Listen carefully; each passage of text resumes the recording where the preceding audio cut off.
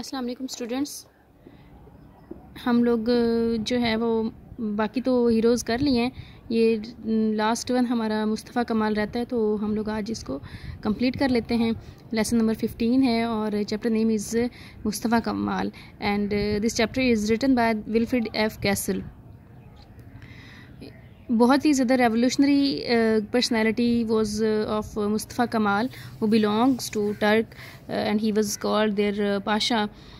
तो हम लोग इसकी ना टेक्सचुअल स्टडी कुछ मैंने इंपॉर्टेंट पॉइंट्स बनाए हैं, ये आपको मैं अंडरलाइन करवा देती हूँ।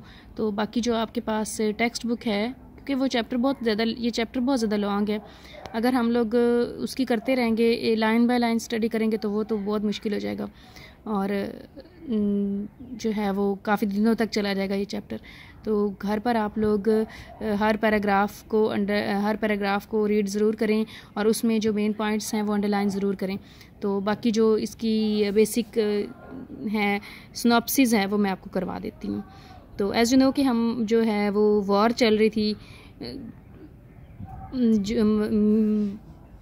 टर्क्स में और ग्रीक्स में और जो भी यूरोपियन कंट्रीज़ थे, तो उसके फिर क्या हुआ था, the war was over and the Turks themselves were only too glad to be able to lay down. They lay down mean कि उन्होंने जो थी अलाइज थे, जो वेस्टर्न कंट्रीज़ थे, उनके आगे उन्होंने हथियार डाल दिए थे और कंप्रोमाइज़ कर लिया था कि हम अपनी जो फ्रीडम है उसके ऊपर उन्होंने कंप्रोमाइज़ कर लिया कि हम सुकून से रहते हैं, आप अपना जो जिस तरह टर्की को डिवाइड करना है वो कर लें, तो जो है वो एक पीस मुल्क में आ जाएगा। They did that for the sake of peace. Arms after more continuous fighting since 1911 से ये जो जंग थी ये जारी थी, तो उन्होंने फिर टर्क्स ने, तुर्की वालों ने हथियार डाल दिए थे। A government formed from the old liberals, जो आज़ाद ख्याल थे, यानी कि जिनको ये था कि यूरोपियन कंट्रीज़ के साथ, अलाइज़ के साथ हम लोग कंप्रोमाइज़ करके ही हम लोग बेटर सर्वाइव कर सकते हैं, तो उन्होंने जो है वो उनके साथ गठजोड़ कर लिया था। तो उनकी गवर्नमेंट इस्तांबुल में बन गई थी। To collaborate with the allies, I explained कि इन्होंने कोलैबोरेशन मीन कि इन्होंने सपोर्ट कर ली थी एक दूसरे के साथ। और nation was that of loyalty to the armistice and cooperation with the occupying forces mean कि जो जिन्होंने टर्की के ऊपर कब्ज़ा किया हुआ था उनके साथ कॉपरेशन के साथ ये चलेंगे। तो उसके अलावा इस्तांबुल उनका बहुत ही ज़्यादा एक कैपिटल सिटी है और the old British embassy was now the British high commission. उन्होंने ब्रिटिश ने अपनी जो कमीशन था वो टर्की के अंदर इस्टेब्लिश कर लिया था।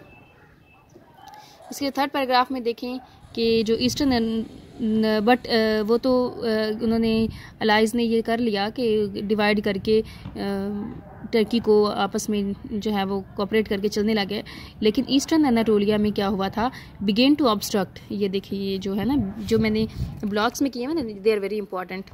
तो उन्होंने जो है वो सर उठाना शुरू कर दिया था और उसके अलावा फिर उन्होंने क्या किया कि Turks were steadily growing boulder. जो टर्क्स अंडर एस्टिमेट हो गए थे अलाइज फोर्सेस में और ब्रिटिश के अंडर, तो उनके आहिस्ता आहिस्ता अवेयरनेस होने लग गई और वो बोल्ड होने लग गए, मतलब कि वो स्ट्रॉन्ग होने लग गए और अपनी आज़ादी के लिए उन्होंने they started thinking over it. फिर नेक्स्ट पैराग्राफ में जो है वो the caused consternation not only among the allies but in Istanbul itself। जो उनके ऑब्स्ट्रक्शन पैदा हुई थी उसका जो ना सिर्फ अलाइज को के अंदर डिस्टर्बेंस पैदा हुई, बल्कि जो कैपिटल था उसके अंदर भी इसकी प्रॉब्लम क्रिएट होना शुरू हो गए थे। Someone must go as the representative of the बादशाह and deal with the situation. तो उन्होंने ये सोचा कि हम इस सिचुएशन को कैसे टैकल करते हैं कि किसी बोल्ड बंदे को जो कि लोगों के अंदर से ही हो, उसको इनको समझाने के लिए भेजते हैं कि वो सबको हैंडल करें और इनको समझाए कि जो ब्रिटिश कमीशन है उसके साथ कोऑपरेट करें और अगेंस्ट ना जाने की कोशिश करें।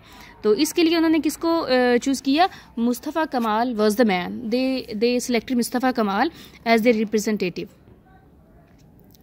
तो मुस्तफ़ा कमाल जो था वो फिर ये डेट ऊपर लिखी हुई है कि 1919 में वो वहाँ से गया। तो Mustafa Kemal entered the Black Sea, then the authorities of Istanbul became suspicious of his intention. अच्छा, अब वो मुस्तफ़ा कमाल चला तो गया, लेकिन उसने वहाँ जाकर बजाय कि अलाइज़ का साथ देने के, वो जो ऑब्स्ट्रक्शन थी आहिस्ता आहिस्ता वो उसके साथ ही मिलने लग गया। उसने सोचा कि हमारी जो फ्रीडम है वो मैन पावर में है और इंडिपेंडेंस में है। तो उसने फिर वहाँ जाकर अपनी एक, ये इस सारे पैराग्राफ में है कि उसने अपनी एक फ़ौज तश्कील देना शुरू कर दी और इनके ख़िलाफ़ टर्क्स के, ग्रीक्स और ब्रिटिश के ख़िलाफ़ लोगों को यूनाइट करना शुरू कर दिया। Okay, our next paragraph is the Turks patriots, you know, कि ये वो लोग थे जो ये चाहते थे कि टर्की जो है वो इंडिपेंडेंट हो जाए, वो लोगों में तकसीम ना हो। These events meant that there was only one policy to be pursued। तो उन्होंने ये सोचा कि पूरे टर्की में एक ही पॉलिसी होगी, वही सब फॉलो करेंगे। तो Turks patriotism was no longer vague and undecided, it was flame burning in the hearts of men and women of all classes, a flame of indignation, not of hatred। कि वो एक उनके अंदर एक गैज़ व गज़ब आ गया, गुस्सा आ गया। इन्होंने टर्की को डिवाइड कर दिया था ना, आई हैव ऑलरेडी टोल्ड। तो लोगों ने इसके ख़िलाफ़ जो है वो उनके अंदर रेवोल्यूशन आना शुरू हो गया कि हमने इसको सही करना है, अपने टर्की को पूरा एक इंडिपेंडेंट कंट्री बनाना है। तो इसके अलावा जो है वो सारे इन पैराग्राफ्स में यही है कि उसने कैसे फ़ौजें वगैरह जमा की और कैसे वो लोग उनके मतलब ब्रिटिश के ख़िलाफ़ थे। तो मुस्तफ़ा कमाल ने सपोर्ट करना शुरू कर दिया। देखिए यहाँ पर आ जाए, Mustafa Kemal set out to tour the villages preaching. अब उसने क्या किया, he set out toward the villages preaching resistance. Preach किया उसने कि आप रेजिस्ट करो, जो पॉलिसी है उसके ख़िलाफ़ जाओ। And in every place appointing representative to form centres of patriotic revolt.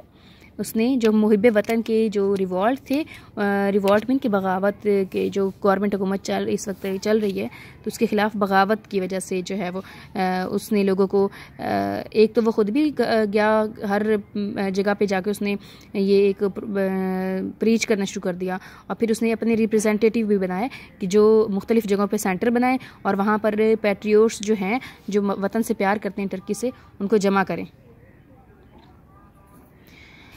अच्छा, moreover the death was preferable to rule by Greeks. अच्छा, ये बड़ा इंपॉर्टेंट लाइन है कि उन्होंने ये सोचा कि अगर हम मर भी जाएं सारे प्रोसेस में कि टर्की को आज़ाद करवाने में, तो जो ग्रीक्स हैं उनके कि हमारे ऊपर वो रूल करें, इससे बेहतर है कि हम मर ही जाएं। हम लोग वो अपनी जान भी देने को एग्री थे।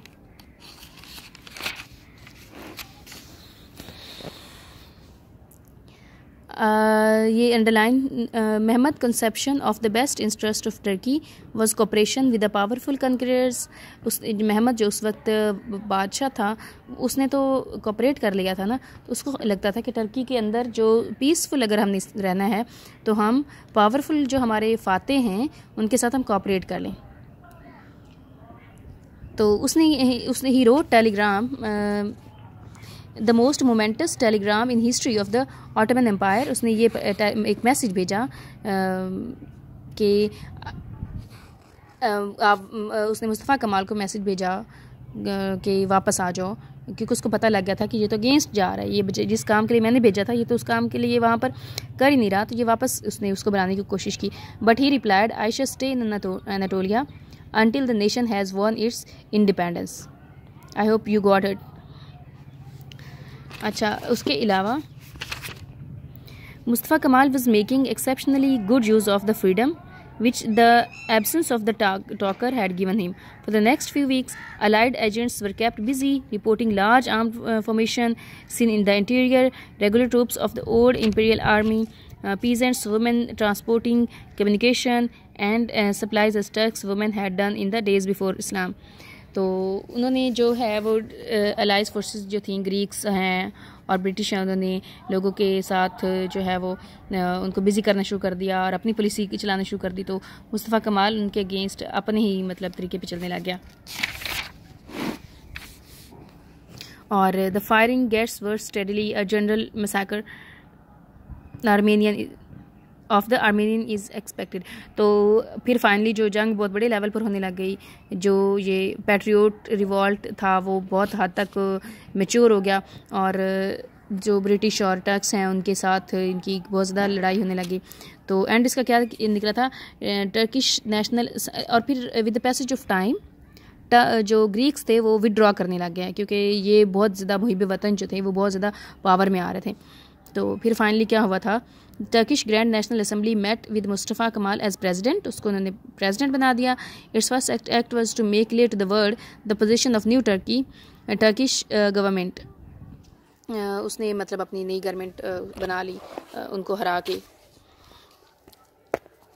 ये जो पैराग्राफ है ना यहाँ से प्रोविंस और ये इसको आप लोग रीड कर लीजिएगा, ये इम्पोर्टेंट है।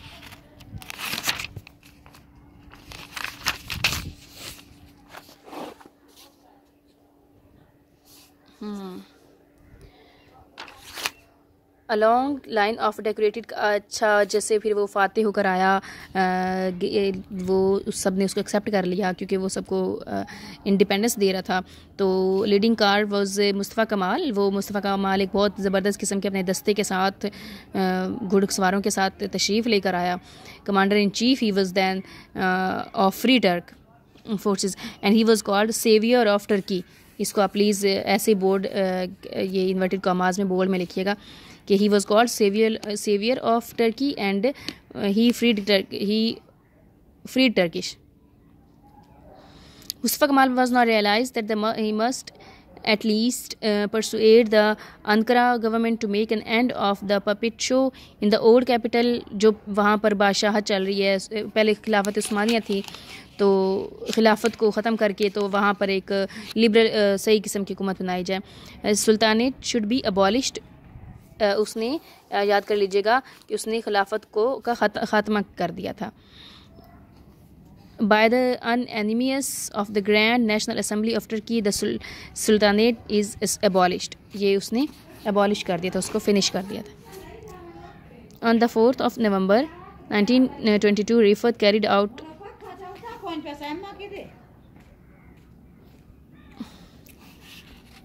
आप लोग जहाँ तक जो है वो समझ आ गई अगर, तो फिर उसमें on the 14th of November 1922 ये फिर जो है ना उसने सुल्तानेत ख़त्म करके तो उनसे रिज़ाइन ले लिया था। आप लोग जहाँ तक कर लें, मैं बाकी जो है आप लोगों को कल इंशाल्लाह ये लेक्चर आगे हम लोग इसी चैप्टर को प्रोसीड करेंगे। अल्लाह हाफ़िज़।